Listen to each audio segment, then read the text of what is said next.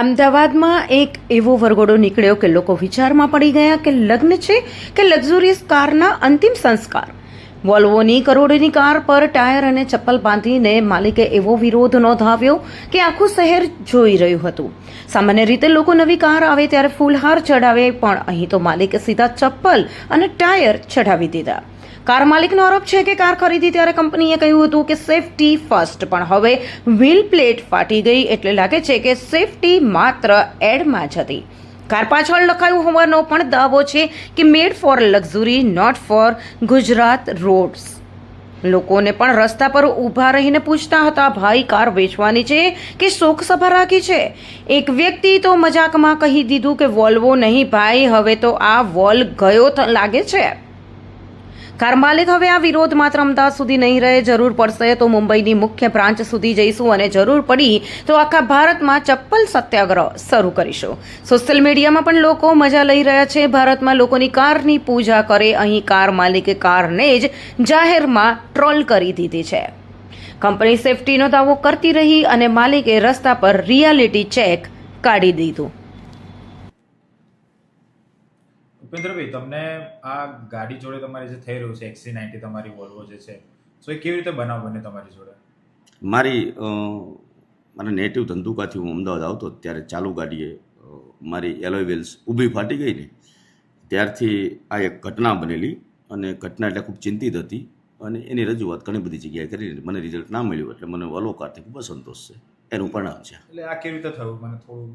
ચાલુ ગાડીએ એક્સિડન્ટ થયું નથી, ભટકાણી નથી, કોઈ ખાડો નથી આવ્યો, કોઈ ધારદાર વસ્તુ નીચે નથી આવી, પથ્થર કે કોઈ પ્લેટવાળી વસ્તુ નથી આવી, અને એમનામ પ્લેટ ફાટી ગઈ.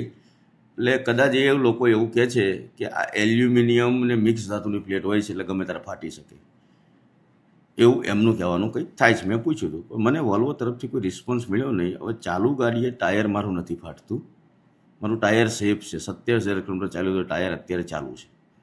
સસ્પેન્શનને કશું થયું નથી, જમ્પરને કશું થયું નથી, નકરી પ્લેટ ફાટી જાય.